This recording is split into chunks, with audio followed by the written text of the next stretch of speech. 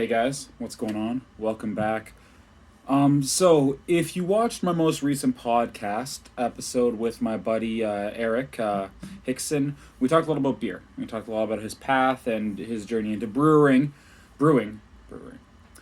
and it got me thinking. And I was planning on doing this beforehand too. Actually, I wanted to do like a bit of a weekly beer tasting. I'm working at a restaurant right now that features like 40 beers on tap, which is super impressive. And I myself am trying to get more and more into the world of beer because beer is super exciting. There's so many types and there's so many varieties. So I want to try to do a weekly beer show with you guys. So we're going to talk a little bit about beer. I'm going to taste the beer. I'm going to talk a little bit about the notes, and we're going to go through it. So today I was super fortunate to the Omnipollo. They're Ontario brewery. I believe they're from Toronto, East York, I believe. Not 100% sure, but I'm fairly sure on that. And they brought in the Bianca. This one is a blueberry maple pancake lassi gosa.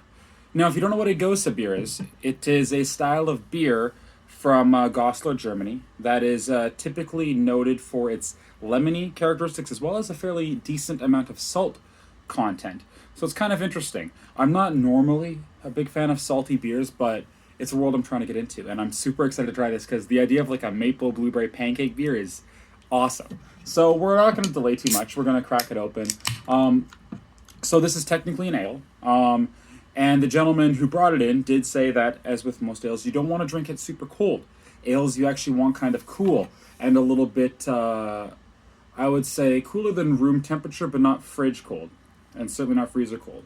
So let's take a look at that pour. We're seeing a very thick. It looks like blueberry juice, like pomegranate blueberry juice, and yeah, that is just an impressively nice color. I'm gonna put that up a little bit more to the light so you guys can see it. Like, it's thick. Like that looks like almost like raspberry juice or something. So let's talk about the nose. Okay, so that smells exactly like maple syrup and blueberry pancakes. That, like, I thought this would smell like raspberries, but oh my gosh, that is maple syrup. And the pour is really nice. I saw it like poured properly into like the regular glass. So if we do get this like the proper glass and stuff, it looked like it poured almost half head, which is actually kind of what you want for certain beers like this. A lot of sours are poured with very heavy amounts of head, kind of to bring the nose and stuff into the beer a little bit more, and just kind of protect the layer of the beer itself in the bottom. So let's dig in because I'm super excited.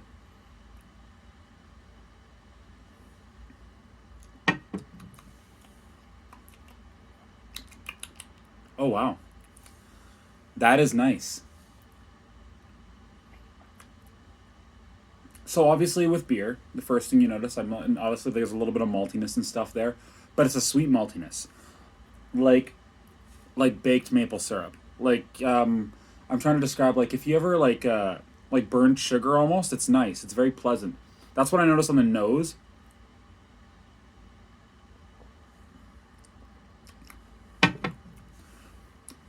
With the second taste, I feel some of that sourness from the berries. I don't get a lot of saltiness. I know this is a gosa, but I'm not really noticing a lot of saltiness in it. This is really pleasant, and like I said, I'm in love with this color. Like, this is a crazy cool color for a beer, and you can just see at the top it's just barely. You probably can't, but it's just barely clear. Like, look at that color, just awesome, beautiful. I can't stop tasting and smelling maple syrup and blueberry pancakes. This is really interesting.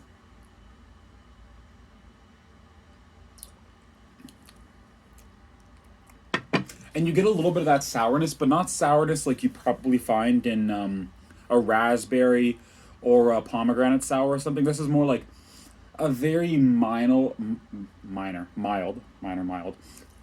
sour taste, like almost like a just a slight tart for the blueberry. It's really nice, and I can't even like get rid of the not that I want to, but like the maple syrup taste in that is quite impressive. We'll look at the ingredients really quick. So we got water, barley, wheat, oats, rye, blueberries, sugar, vanilla bean, and hops. So I'm gonna dive in there again. I'm gonna see if I can notice any of that vanilla in there.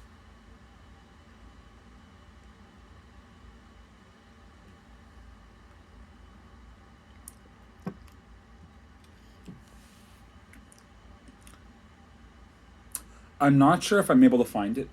I'm sure it's there somewhere, and I'm sure if I kept tasting it, if I probably had it with something salty, if I had it with something citrusy to try to like find it, I'm sure I could seek out. And I'm not sure. I would like to be able to. I could probably try to find some of that vanilla in there, but I can tell you that is a very nice beer. This is about a 6% though, so I don't know if I'd exactly call it sessionable. I have already drank like a decent amount of it, but this is probably one you'd probably want to slowly sip on. Sessionable, if you're not familiar, usually kind of means crushable. It means like you can drink it. It's fairly light. It's mild. Session IPA is usually an IPA on the lower bitterness and alcohol scale. A 6% is not a sessionable beer, generally speaking.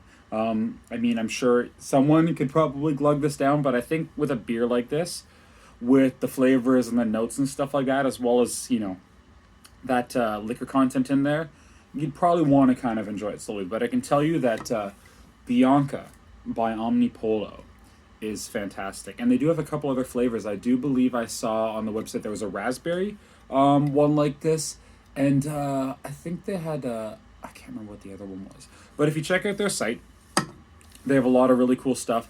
You can find them in the LCBO if you're in Ontario, and occasionally in the beer store.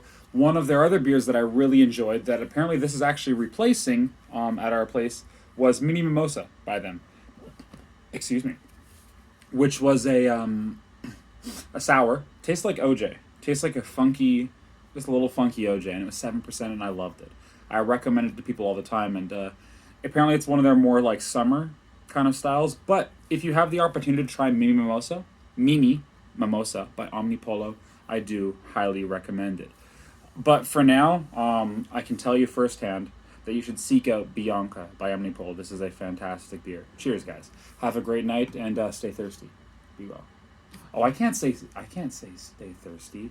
That's a saying already. Oh no. Well, we're gonna say it anyway for now, okay? Because I don't know how many people are watching this. Be well, guys. Have a great day. Cheers.